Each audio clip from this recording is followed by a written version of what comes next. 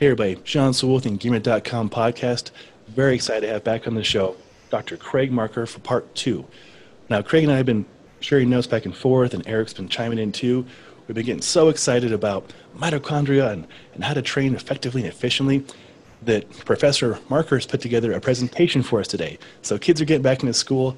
Us adults, we're about ready to learn, so get a pen and paper and get ready to learn from Dr. Craig Marker. Craig, thanks for being back on the show. Awesome to be back. If anything, it would be a good cure for insomnia. So if we don't learn things, we'll put people to sleep. So yeah, it'll be good to sleep too. I like that. Well, excellent. So in the last episode, we touched on some really cool topics on rest intervals, exposure therapy, what mitochondria is. We're going to get into more detail of that for sure. How it translates into training for various activities and sports, and just how to do it well. So I'll let you take it over, Craig. All right. Yeah. No, I mean, we were talking about things, and I felt bad because we kept mentioning 033, and we were kind of covering it a little bit. I thought we could go a deeper dive in what we're thinking is happening. And I thought it's just always fun to talk about these mechanisms because it affects so much of our health, and not just muscles and endurance. It just affects things like insulin sensitivity and those type of things. So I thought if we can go a little deeper, we can get into maybe some of the more of the mechanisms, and maybe we'll start off with just muscles and how muscles work. And I find this fascinating. I mean, it's a very mechanical process. I mean, we have these, and if people are watching the video, I'm going to have some little presentations, but I'm going to try to describe them really well as we go through things. But we have these little oars, basically, that attach or grab onto a little filament and then sort of row themselves. And that's how muscles contract. They basically attach on, pull, release, attach on and pull, and that's how muscles contract. And it's this very mechanical process. And so, I think that's to me, it's just fascinating that we have these little things that just are, that's what's creating the muscle fiber to move. And it moves through this ATP. And I think people have heard of adenosine triphosphate, ATP. And we're always told this is the currency of our energy system. But what actually happens when the muscle moves is that ATP with water, we lose a phosphate, and it allows that mechanism, that rowing mechanism to happen. And there's some other parts of that, what the oar is attaching to needs to be a gate that allows it to move, and that ATP is for that process. ATP is also used to relax the muscle, which is also kind of interesting to me, that we're using energy to relax and to pump that calcium back into the system. We need ATP to relax. So ATP is the currency. It's actually what helps us contract our muscles and to release our muscles. In order to make ATP, that's where we get into some of these mechanisms, and we get into the mitochondria. So I thought, and then if it's okay with you, I'll just kind of continue talking about ATP and sort of that process of breaking it down and building it back up. And again, the ATP, the T is for tri. So there's 3 phosphate molecules on it. When one phosphate molecule breaks off or is cleaved off, we get energy. We're left with 2, so ADP, a diphosphate, and then we can break off another one and we have a little bit less energy, but we can break off another one, and then we get AMP, monophosphate. So it's kind of this process that how we create energy, and we want to add more phosphate molecules back to build it back up.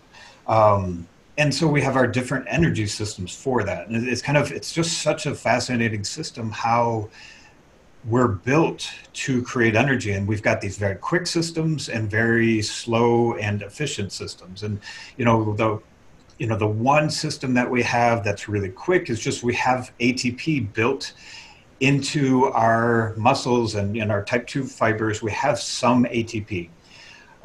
If we go a full out effort, that ATP just dissipates really quickly. It's just gone. We can't store much of it. If we could store tons of ATP, we would be so explosive, so powerful all the time, but we just have a limited amount. And, thinking about it evolutionarily, if we trip and we need to catch ourselves. That's, we need it quick. We need it in the muscles, ready to go. And our body sort of protects that quick mechanism. It just wants some on reserve at all times. It's like a savings account, but it's not a very large savings account. So that's our quick ATP system. And then from there, we have to kind of make it. We have to, go earn our ATP in some respects.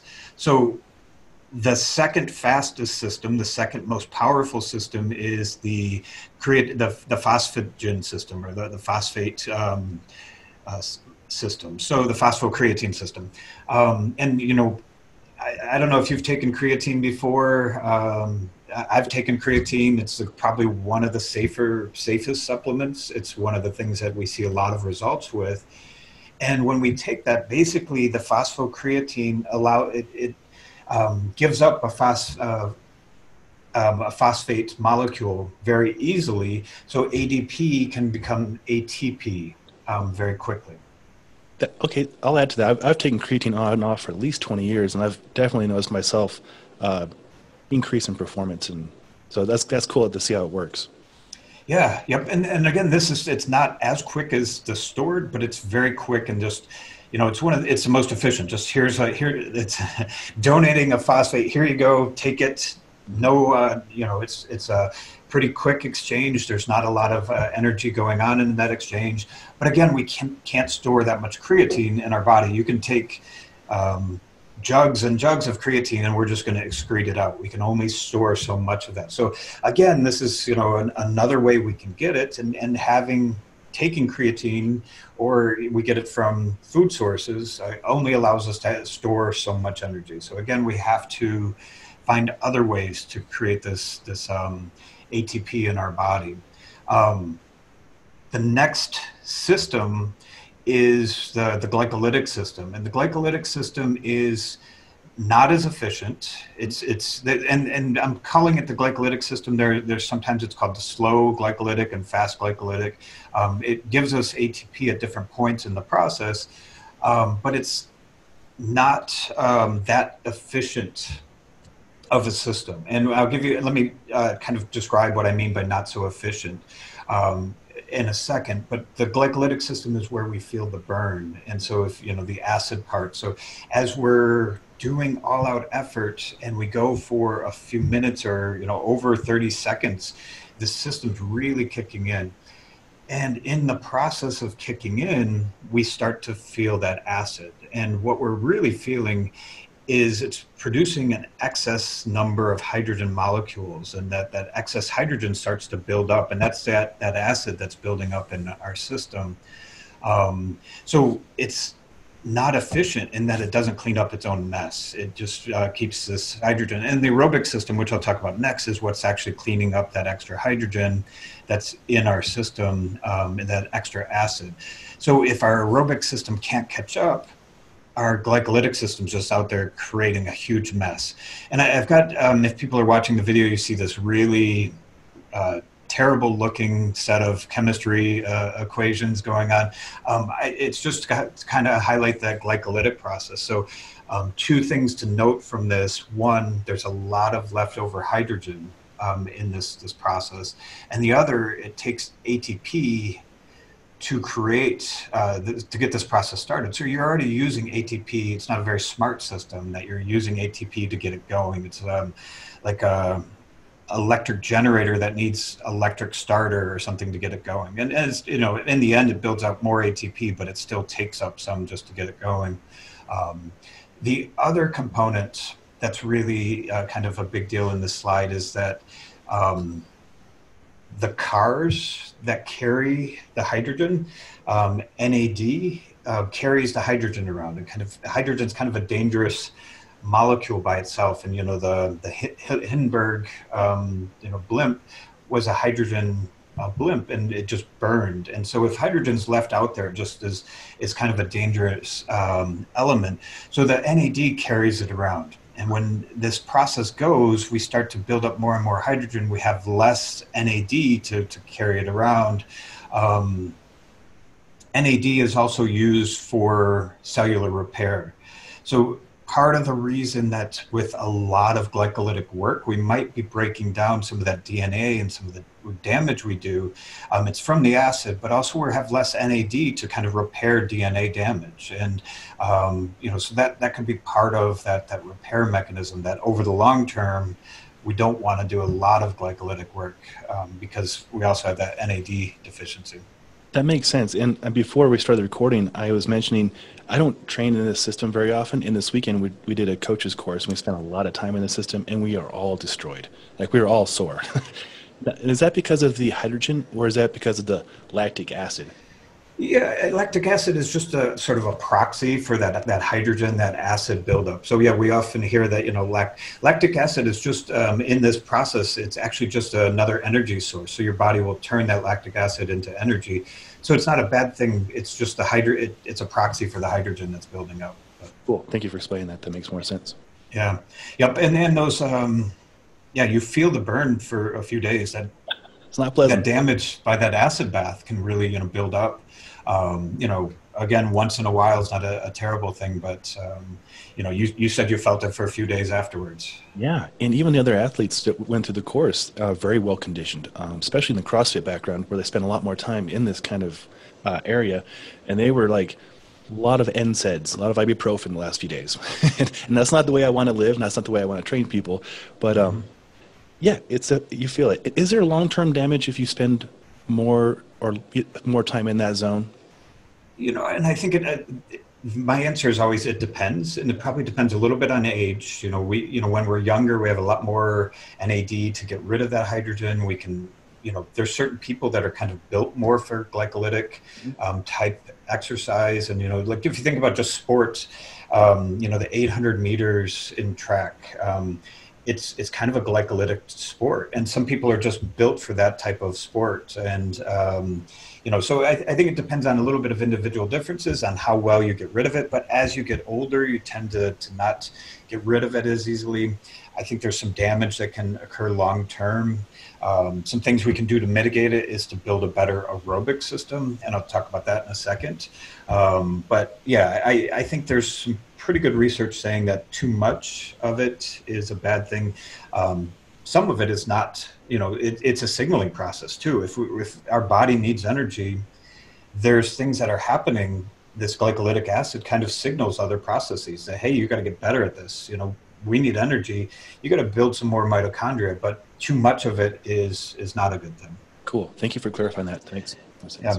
And one of the things, when we're in this really big acidic state, I mentioned even, the little gates where the muscles kind of move along, they stop working and our muscles get almost stiff, and like coordination gets a little bit difficult when. Mm-hmm. I noticed that this weekend. People were just, shaky legs and not good. Yeah. Yep. That's pushing it. Yeah, so when we lose coordination and like even, when we can't relax our muscles, that's when we can cause more injury too. So I think maybe some of it's an indirect effect of it, that, if we're too glycolytic, we just lose a little bit of the coordination. Our muscles can't work as well if we get too acidic. Mm-hmm. And I've when I first learned that, relaxation is inhibited, through too much acid and not enough ATP, it's like, wow, even we can't relax when we're that acidic. So we can't go faster and we can't relax either. So it's kind of a double bind if we're going all out for too long. Very good. That makes sense. Yeah. So and those issues, again, the glycolytic system is something we need. It's that sort of the aerobic system that I'm going to talk about next takes a little bit to ramp up and to become, at its optimal, and its optimal is still not as powerful as the glycolytic system. So the glycolytic system is quick, it gives us power, but it's a little bit dirty of a system, creating a little bit too much exhaust. It's like a old 70s muscle car or something. It can tear out for a short distance, but all kinds of smoke, and it's not going to be very fuel efficient, but it can get the tires burning a little bit, and so it's a useful system for some things. But for sure, that's a fun analogy too. I like that. Yeah, and then we'll go right to the aerobic system. The aerobic system is a pretty complicated system. I have a slide showing it. Many of you who've had like the Krebs cycle have learned this before, but it's going through the process. It takes it's creating NADH. It's an efficient dropping off little hydrogen ions to the electron transport chain. The electron transport chain moves the hydrogen ion along the path, and in the end, it's kind of, there's like a little crank, and it's like a mechanical crank that cranks a phosphate molecule onto adenodiphosphate. And, you know, it's again, it's this mechanical system, which is amazing inside the body that we have these mechanical systems. So this little electron traveling through this electron transport chain can cause problems at times if we're, you know, if the system gets backed up, these electrons will start flying off, and it's sometimes called the reactive oxidative species, ROS. Antioxidants are thought to clean this up. But, you know, this reactive oxidative process is thought to be a bad thing, but also that can be a good signaling process too, so that we need, every once in a while to signal off of that, you know, we need more, a more efficient system. We need more mitochondria. So if we're, you know, trying to pump out ATP and, you know, we're giving all the system, you know, the input, but the output's, you know, not fast enough, the electrons are going off and saying, hey, this is not working. Let's fix this system. And it might get rid of inefficient mitochondria. It might signal a process to create more mitochondria. So all of these things have an interesting feedback loop to them. So nothing is good or bad. It's all just the right amount of things. Oh, cool. That makes more sense. I like that. Yeah. And this, you know, so just thinking about supplements, we talked about creatine. I'm not advertising supplements or anything, but one of the processes that take place is that first traveling in the electron transport chain is by CoQ10. And you may have heard of CoQ10. People take that sometimes. It just kind of creates a more efficient process of traveling that electron. So, you know, I think as people get older, maybe it's useful to take CoQ10, you know, that might create less oxidative processes, you know, that aren't useful signaling things that are causing damage in the system. You know, if you have enough, you have enough. You don't necessarily need to take more of it. But, you know, as people get older, you know, that might be something. If I were a nutritionist or somebody who could recommend it, I'd recommend it. Also, people who take statins for lowering cholesterol, statins interfere with CoQ10, so it actually can cause more damage if you're taking statins because you're creating more reactive oxidative species. So I recommend anybody who takes statins also talk to your doctor about taking CoQ10 as well. That's super helpful. Yeah, I'm very aware of CoQ10, and I feel like I took it years ago, but I have no idea why I took it. I was taking things and I would just take it for months and see if my life got better. If I didn't take it again. Yeah, no, and I do the same thing. This is, you know, I read a study like people who have more CoQ10 have less heart attacks. So I thought, oh, I'll take it, but then I never really see a result or measure it, or right. And I don't really know the mechanism. So this is part of the reason I dive deeper and get the mechanisms. But you know, and I think it's one of those things. If you have enough, you have enough. You know, taking more of it's not really that helpful. So yeah, I think maybe as you get older, it might be useful. But excellent. Yeah,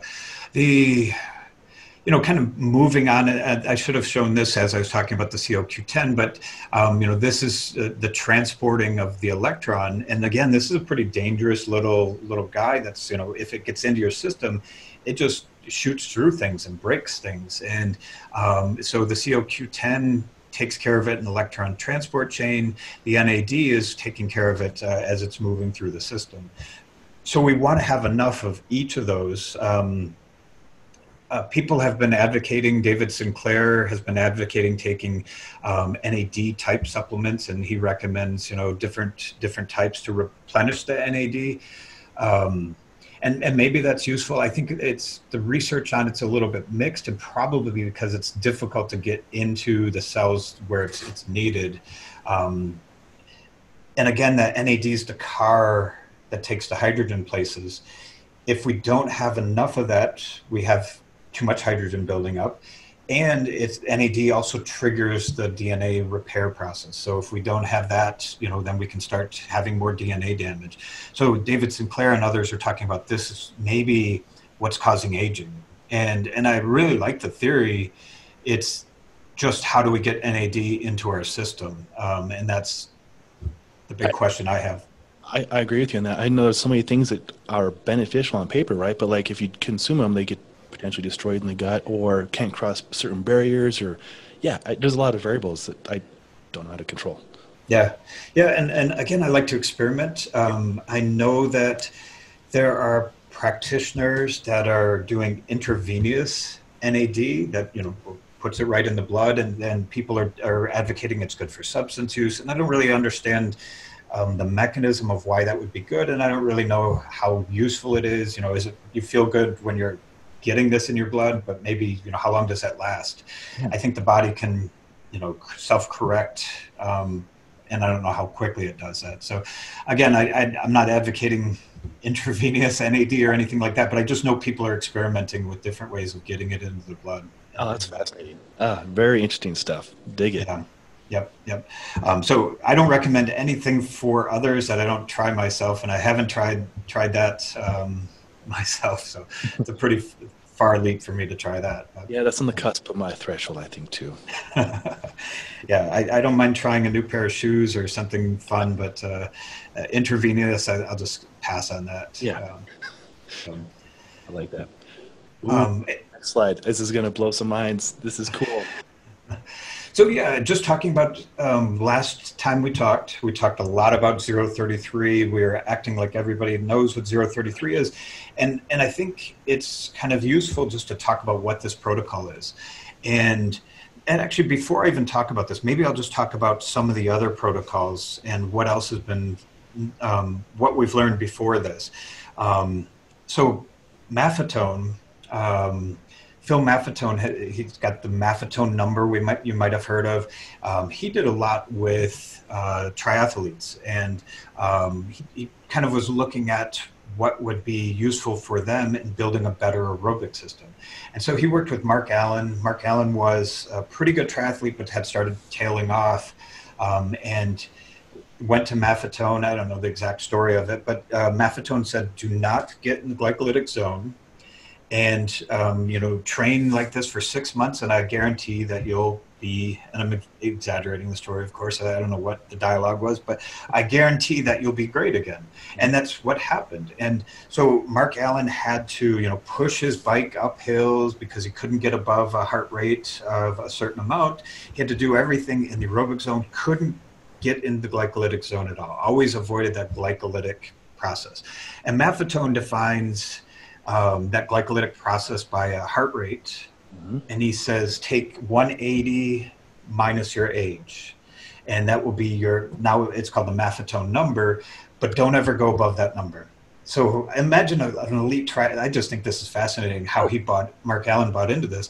An elite triathlete saying, I'm not going to go above 130. And, if my heart rate gets close to that, I'm going to get off my bike and push, or I'm going to just start walking if I'm running. So that's pretty extreme. And Peter Park, who trained Lance Armstrong, would do that in the off season with Lance Armstrong. And, and I think others will talk about this. The aerobic system is utilizing fat for energy, where the glycolytic system is using carbohydrates. A lot of simple sugars. So when we do a glycolytic burning type workout, we're hungry afterwards. We're often, we just want to scarf down a lot of food.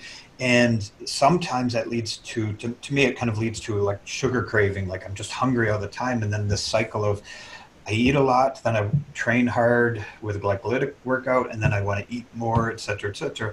The aerobic Maffetone type of workouts are fat, you burn more fat, you can be fat adapted, you're not going to feel like you need a bunch of carbohydrates to replenish your system.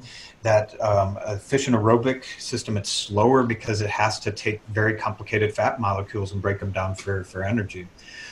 So Peter Park worked with Lance Armstrong trying to get him more fat adapted, and that he wouldn't need all these gel packs, and on the Tour de France. I'm sure they still use it But if the more fat you can use, you've got a lot more fat on your body, then you can store carbohydrates. Yeah, good point. Much more calorically dense. Yeah, yep. So Maffetone had that system, and it was just basically train the aerobic system, don't ever go glycolytic. Verkhoshansky, who is really known for plyometrics, he's a Soviet coach who trained a lot of Olympians, and the shock jumps that he came up with is what he's really known for, which became plyometrics today. He also was working on this sort of anti-glycolytic training, and his idea was not just do aerobic, but do that creatine phosphate system and aerobic. Don't ever do the glycolytic in the middle. So go as fast and hard as you can, then let the aerobic system clean up and recreate the ATP, then do it again. So on the Strong First forums, they have a lot of talk about A plus A, the lactic plus aerobic, the lactic to that quick system, and never glycolytic. That makes complete sense. I remember back in the Mountain Strong course, that was the first time I saw the ANA, and I know where this is going. I'm super excited because avoiding that system that's dirty, that muscle car burning out system. Yeah, exactly. So you drive the Prius to work, and then you get in the Maserati to, I don't know where you're going, someplace. But so you're in the super efficient fast car once in a while, but then most of the time you're driving your Prius to work, but never in your dirty muscle car. I don't know. That's a fun analogy might be falling apart, but yeah, but that A plus A, I think is a really interesting protocol. And maybe an example of this would be, 10 kettlebell swings every minute on the minute. And doing that for a good amount of time, maybe 20 minutes one day, 30, and then 40, and kind of varying the times every day. But, some have even said the Maffetone number, try to avoid, going above the Maffetone number. And that's a little bit difficult because when you get done with your set of swings, your heart's racing a little bit. You can maybe go a little bit above the Maffetone number, but you're going back down. The aerobic system's kicking in, recreating the ATP. So those are really efficient programs, and I like those A plus A style, 10 swings every minute for a long time. I think what Pavel did was he was trying to figure out, that glycolytic system. Again, it's a good signaling system. We want that process to signal more mitochondria, and if we can push into that glycolytic system a little bit and then back off, and just kind of making sure you get as powerful as possible and then back off. And that's what 033 really came out of. It's a little bit more of a, it's like an A plus A system, but just a little bit more where you're pushing yourself into that uncomfortable zone. So 033, there's two variations of it. The one that I tend to explain, and probably the one that probably most people know, is you do 10 sets of swings every minute, 2 minutes, so two rounds of that. Then you take a minute rest, and you'll do 10 push-ups, and 10 every minute for 2 minutes. So it's 4 minutes total, or 5 minutes total. So just again, minute 1, 10 swings, minute 2, 10 swings, minute 3, you're resting, minute 4, 10 push-ups, minute 5, 10 push-ups. And then you repeat this cycle, and you can repeat it 3 times, 4 times, or 5 times. It depends on the day. You vary how many times you repeat it each time. So that's a pretty efficient program. There's another variation of it where instead of every minute, you do 5 every 30 seconds. And I think for push-ups, you want your push-ups to be as powerful as possible. If people are getting to 8, 9, 10 push-ups and they're a little bit slow, we want them to, do 5 of those every 30 seconds instead. So the glycolytic system on push-ups tends to kick in. We don't have as large of muscles. So I think for push-ups, unless people are really good, you probably want to go 5 every 30 seconds for those.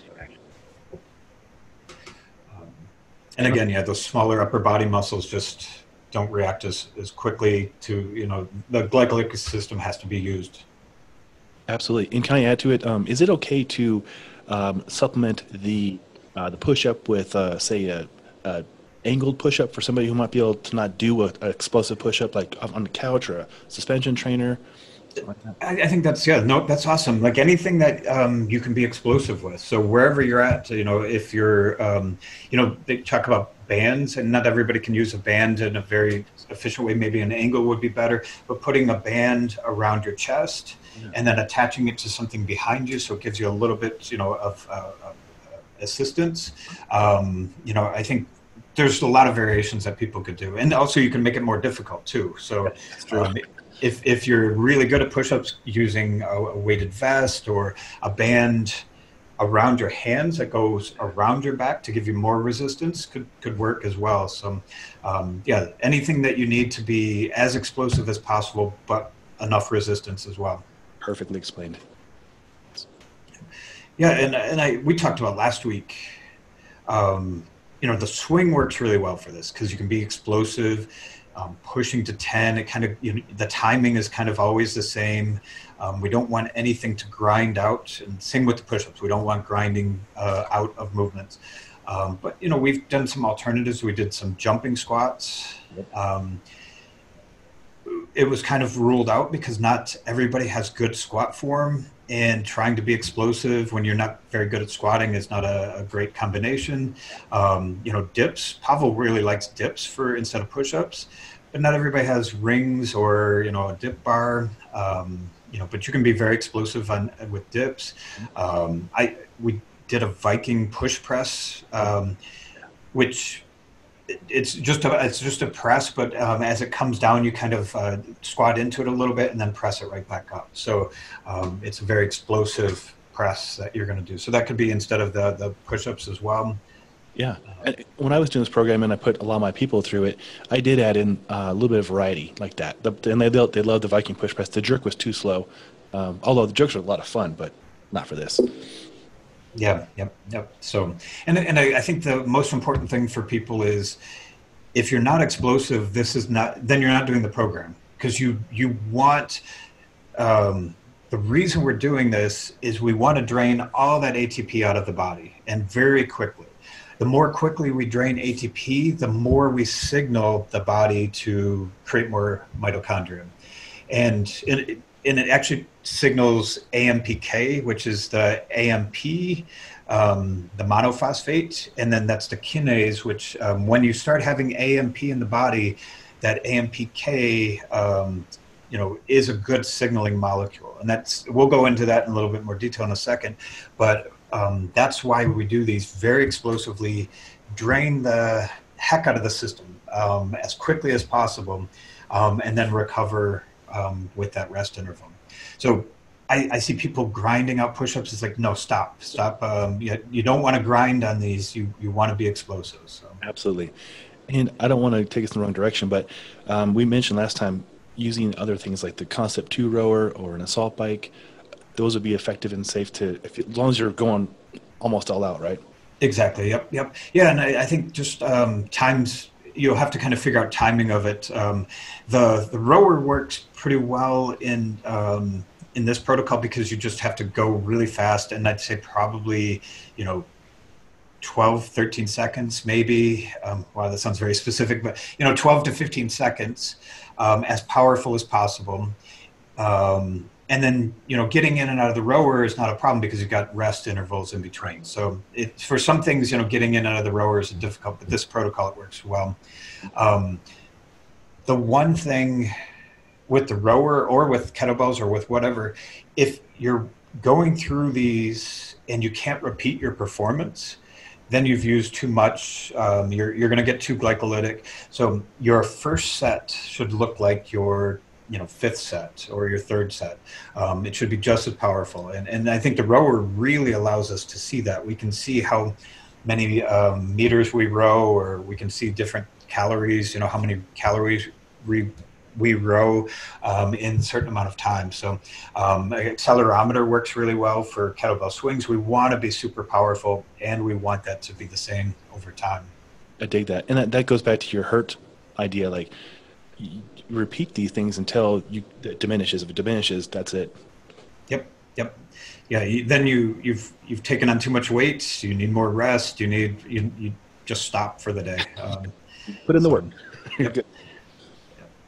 So, if we kind of moving on with this idea a little bit, but when we think about that buildup of hydrogen, and this, what I have on the screen is a study, I believe this was done with swimmers, and they were looking at acid in the blood. And this is not from swimmers. I'm trying to remember who came up with this study, but I'll figure that out and we can put it in the show notes.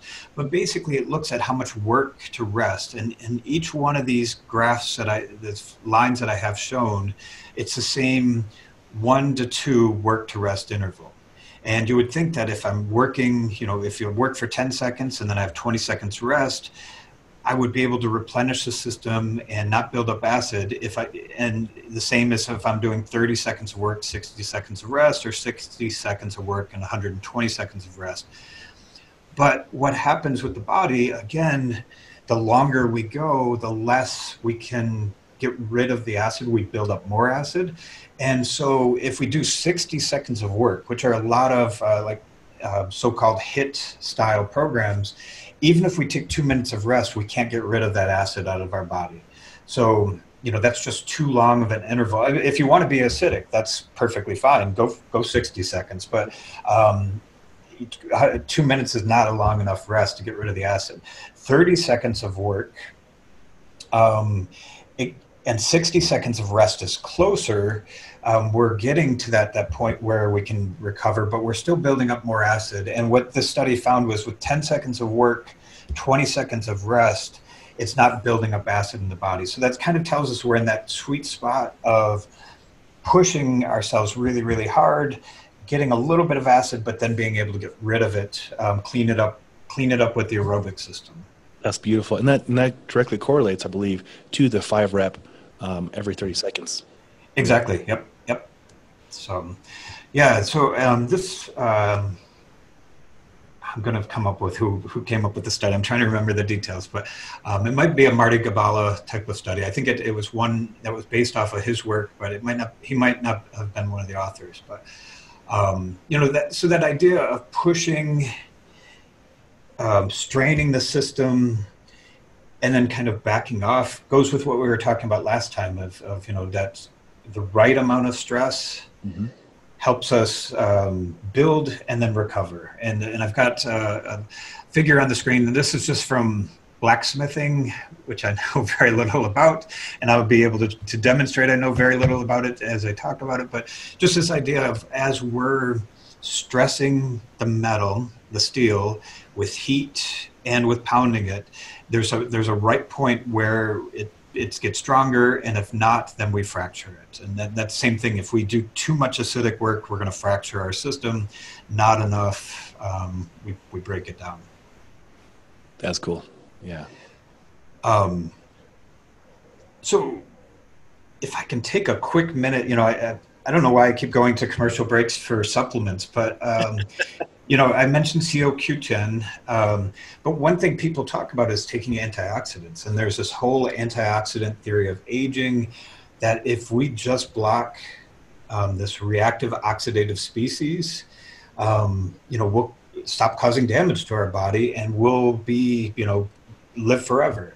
And so for years, people were pushing taking antioxidants. And James Watson, who won a Nobel Prize, came out with these series of articles, and one of them is kind of provocatively titled, "Do Antioxidants Promote Cancer?" Yeah, that'll turn some heads.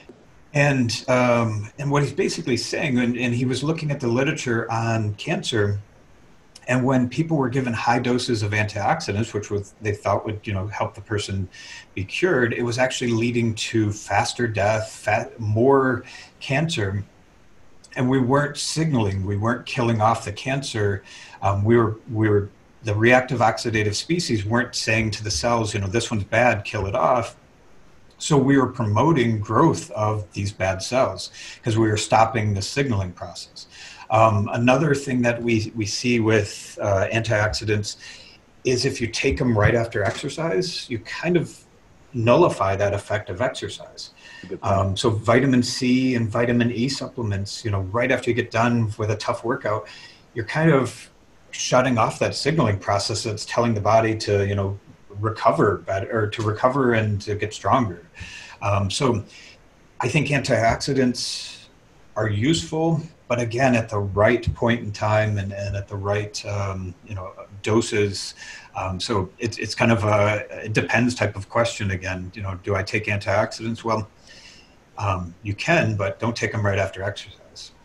That is so fascinating. I mean, back in the day, it was like you had to take all your stuff right after the workout, that magic window, and you had to get all the protein and you had to get all the good things in there. You might have not been doing yourself any favors. Yep. Yeah, and the term we mentioned in the last time was noxious phytochemicals, and maybe, maybe when we're eating vegetables, it's not the antioxidants that are having that effect. It's the reaction our bodies are having to some of these other chemicals in vegetables. That it's causing bad cells to be removed, and damaged cells to be removed, and those type of things. So maybe that's part of the reason vegetables are good for us. So fascinating. I like that take. Yeah, and then just again that the signaling process. This is just the mitochondria, and just kind of a general stepping back a minute. I probably should have said this earlier. The mitochondria are in our cells. They have DNA that is different from our DNA.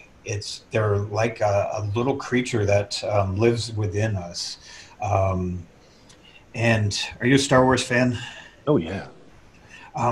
What is it in the prequels that causes the Force? Midichlorians. Midichlorians, nice. Midichlorians. So the mitochondria are almost like midichlorians in our body, and it's what gives us energy, it's what gives us life. But they're not from us. They're passed down to us from our mother. Most of mitochondria come from the mother, the DNA in there, but they're not our DNA. They're separate DNA. So the idea that was maybe at one point in time there's a microorganism, but it's just been passed on. These mitochondria are what's creating all of our energy, and we're reliant on it, but it has its own type of DNA. And we want to get rid of poor performing ones. That's, mitochondria don't last forever. They start to perform badly, and we want to create new ones. And this is a big rabbit hole I started going down, was mitochondria fission and fusion, and what can lead to one or the other. So when we're doing fusion, we're creating bigger, more efficient mitochondria. When we're doing fission, we're breaking them into two pieces, so we have two new mitochondria. If we've got bad mitochondria, we don't want fusion, because that's just creating bigger, bad, inefficient mitochondria that's the smoky car. Mixing analogies now, but it's just not an efficient one.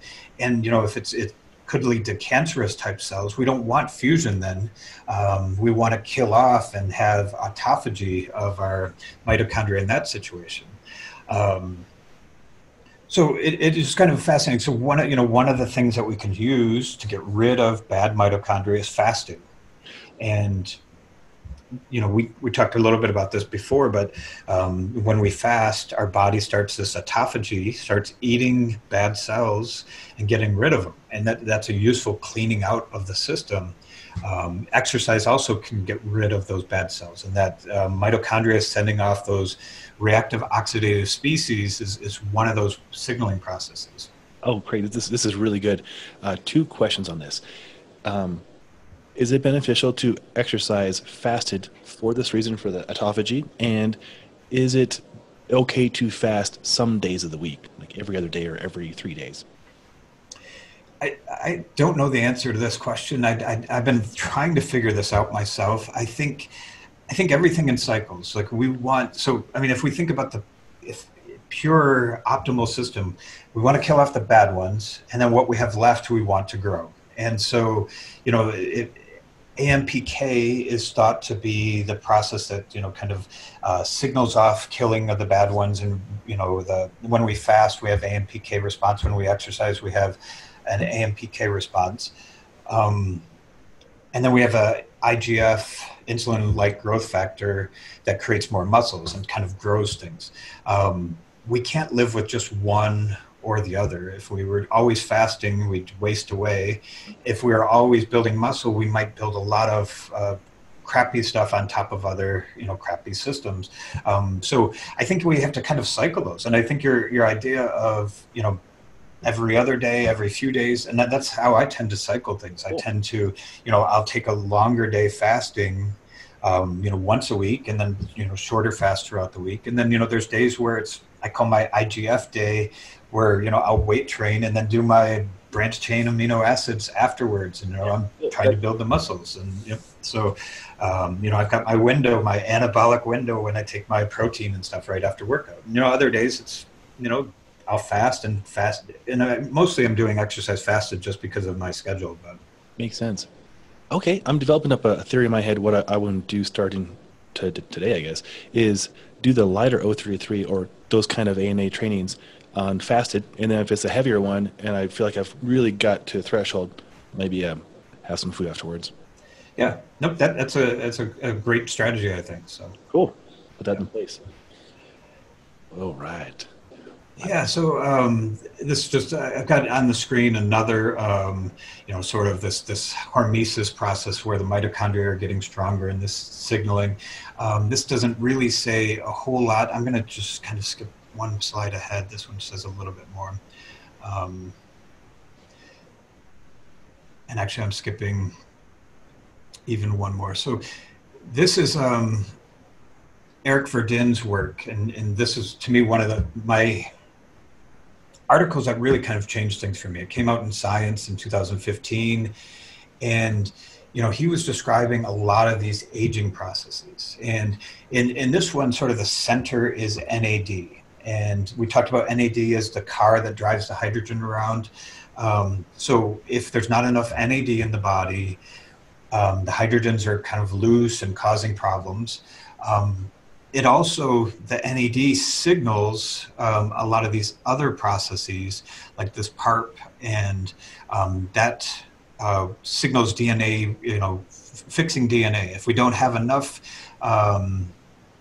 NAD, then we start to have DNA damage. And we can also, just all these different things, like if we have a certain type of diet that causes inflammation, it reduces our NAD. If we have that sort of reduction, it can cause problems with our insulin sensitivity because our pancreas doesn't secrete enough insulin and it becomes less efficient. If the mitochondria is not working in the pancreas, we're not creating insulin as well. Also leads to brain problems, cognitive dysfunction. There's a lot of signaling processes that, mitochondria, as we're thinking, the energy system, our brain is we need a lot of it. So a lot of dementias are thought to be caused by mitochondria dysfunction. The muscular system, anytime we have a breakdown in that, that could be mitochondria problem, and then also liver dysfunction. So as we look at this process of aging, there's a lot of evidence that the mitochondria could be causal mechanism for a lot of these problems in aging. I don't think I explained that all that well, but Eric Verdin's Science article 2015, people can read that and really see just how broad-reaching this is. And it's more than just 033 and exercise. It's, how do we age? And this is what really, threw me for a loop, like just my insulin sensitivity, the way that I'm thinking, like I think clearer when I'm doing these type of protocols. Like, I don't know how you felt just after one weekend of an acidic protocol, but if I'm worn out from, training all the time, I just not thinking very clearly either. I can definitely double down on that. Yeah, I was not thinking very well Monday and Tuesday. A little bit of break from work.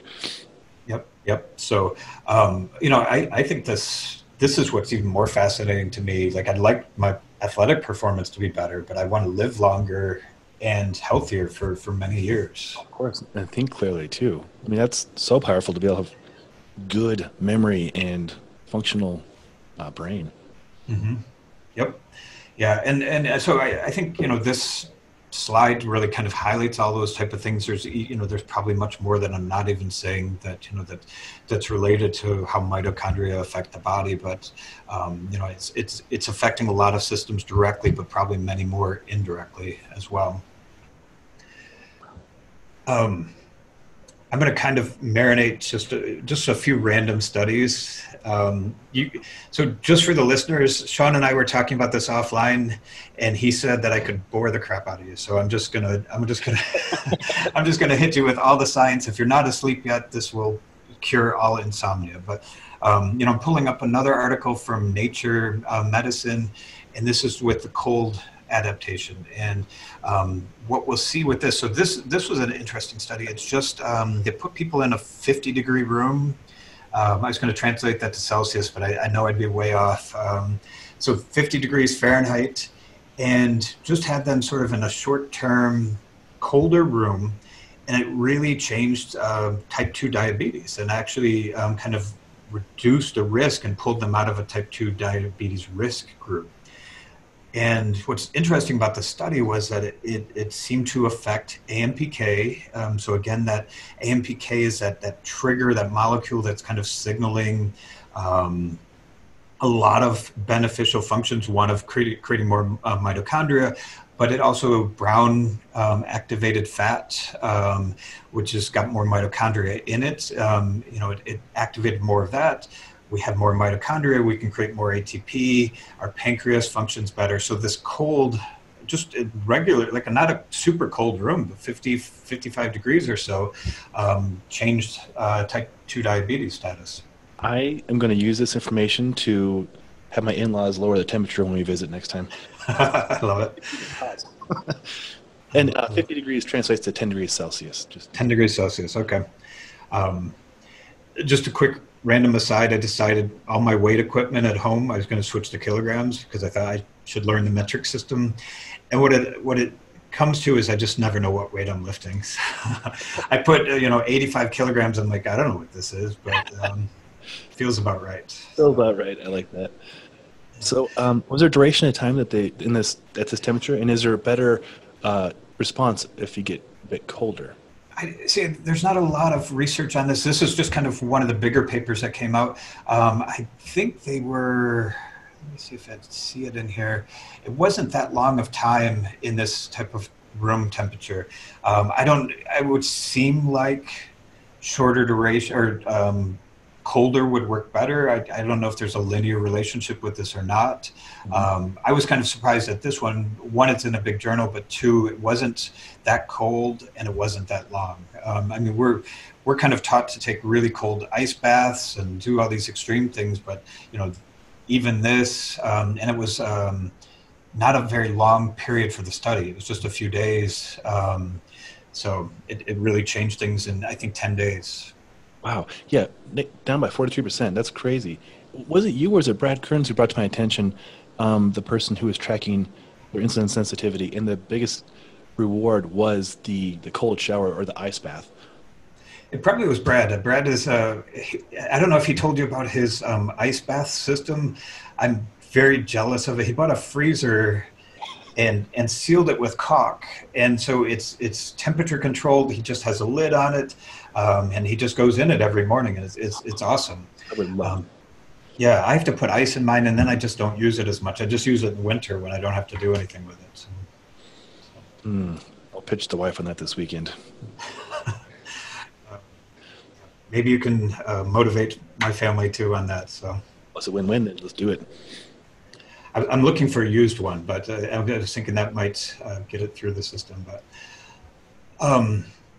so fasting is, we just talked about fasting, but in this article that I have here, it just talks about how it reduces cancer, some other chronic diseases. This is, it seems like we're doing some fringe type science with this, but when we look at the mechanisms, they make a lot of sense.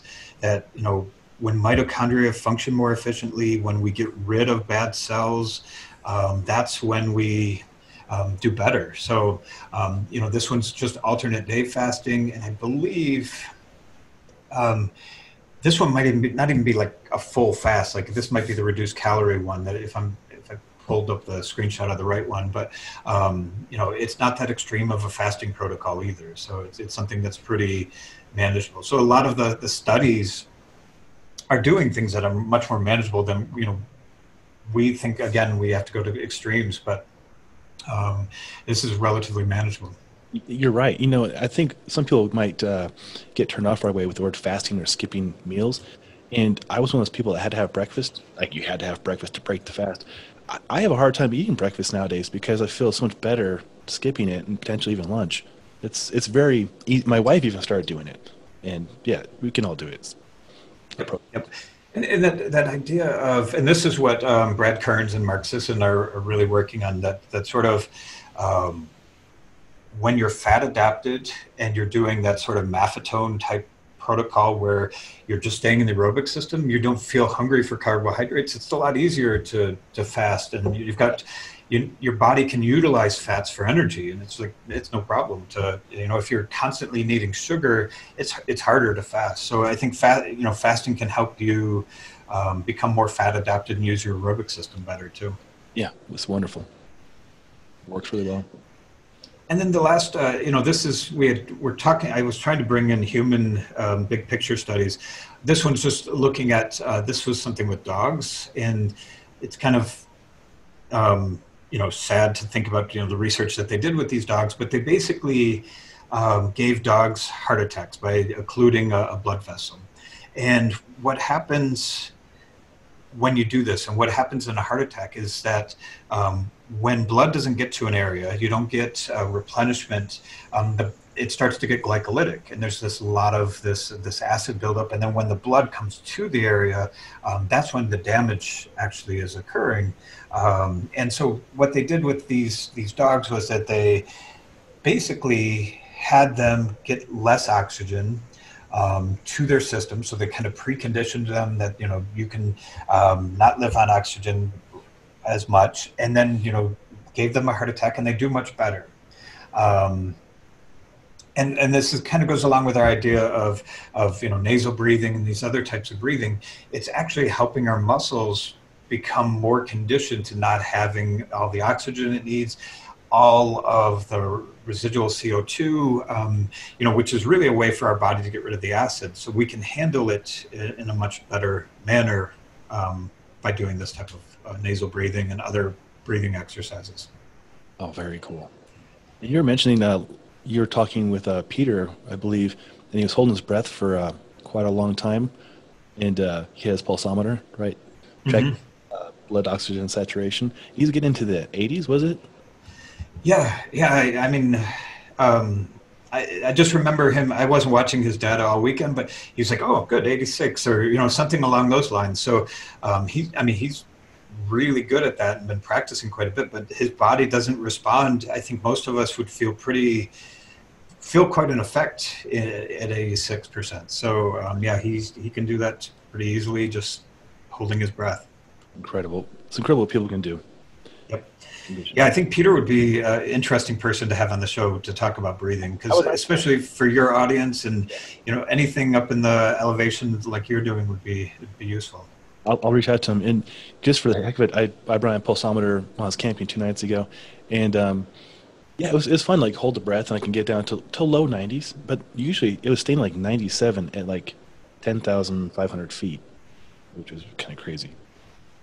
And I mean, that's a good thing that you've got such good a good system that it stays at 97. I can never get mine lower either, like he can. And he's a master Beauty breathing instructor. So I mean, this is what he does. So I'll introduce you guys. So I think he'd be really. I'd like to hear him talk more about it too. So do it. Yeah, that sounds fantastic. Oh, this is great. Yeah, I think all this was really fascinating, and again, it's just figuring things out. And once you get down this rabbit hole of these mechanisms, it's like, wow, all these things are connected. Right. And I hope and I know that a lot of listeners and the viewers scored on this podcast. This was a class from a professor. So I have literally 2 notepads of notes. So I'll try and include everything you mentioned in here. But yeah, and hopefully even a person curious about health and fitness, hopefully this was helpful, like what energy systems are, what a mitochondria. I didn't know mitochondria had different DNA. That kind of freaked me out for a moment, but makes me appreciate there's an alien inside of us. Yeah, it's really fascinating stuff. And why you feel sore after doing, an intense workout with little rest, and what you can do to change it if you want to change it, and how you can get more insulin sensitive with the cold exposure. And it wasn't even that cold. 50 degrees is like warm to me. Like that's shorts weather still. But. Yep. And I know Craig does this all the time too when he has colder temperatures. This is super fat. We've given a lot of information, but is there anything else you want to cover? Just when you're kind of repeating all that, kind of reminded me, just like the supplements. I think the right dose is what's important, and if we don't necessarily have to go to all these extremes. If we're, if there's a healthy 22-year-old listening to this, you may not need to, worry so much about all of these, cold exposure and things. As you get in your 30s, maybe then it's, more important to do this. You need that insulin sensitivity a little bit more. And as you get older, I think these, processes start to break down a little bit. So to be as efficient as possible, doing more and more of these things is probably important. So again, the dose is important, and their individual differences, of who you are, what level you're at is probably what's important. I don't think a 22-year-old needs to go out and follow all this advice. But yeah, no, that's a good correlation. We were doing our coaches course this week, and we're putting together, what should be the standards. And there was some young, really, really fit people in there, and they were able to almost easily do a lot of stuff that me at 41, almost 42, was like, this is a challenge, So, but maybe when they get to our age, they will incorporate some of the techniques that you brought to our attention, and maintain as best as possible, and age well, perform well. That's my goal. Just age well. I used to have bigger performance goals, but now it's just age well. I love it. Yeah. It's so fun watching these people who are very competitive, and like they want to increase their whatever WOD time or decrease it, I guess. And look at me, I'm like, I just want to feel good and like operate well. That's all. Do not care about anything else in numbers. But yeah. Oh, Craig, this has been really, really informative, very helpful. And if listeners, if you have a chance, please watch this YouTube video, because there are very helpful slides. And it was not boring at all, Craig. It was very, very helpful. It was cool to revisit some of the stuff I haven't seen in a long time and learn way more about it. Well, I appreciate that. I usually say my mom and my wife are the only ones that would think this is interesting, but I've got a third member of this group now. So. Absolutely. Proud to be in the group. This is great. It's always awesome to talk with you. I mean, you and I talked before this, how we just geek out when we get to talk. So thank you very much for allowing this. Well, I appreciate it very much. And just chatting with Eric Frohart as he's flying over Denver right now, and he said, see if we can get invited down to your outdoor gym. So I want to come down and train. That would be awesome. I love being in the outdoor gym in the wintertime. It's awesome. So little challenge on the cold kettlebells, but I joke that when it's below 25 degrees Fahrenheit, that the kettlebells kind of suck your soul out of your hands, but otherwise it's good. I can appreciate that. Well, thank you, Dr. Marker. Thank you for your time. Definitely looking forward to a part 3, digging down deeper. And all you Engearment listeners and followers and viewers, hopefully you found this helpful.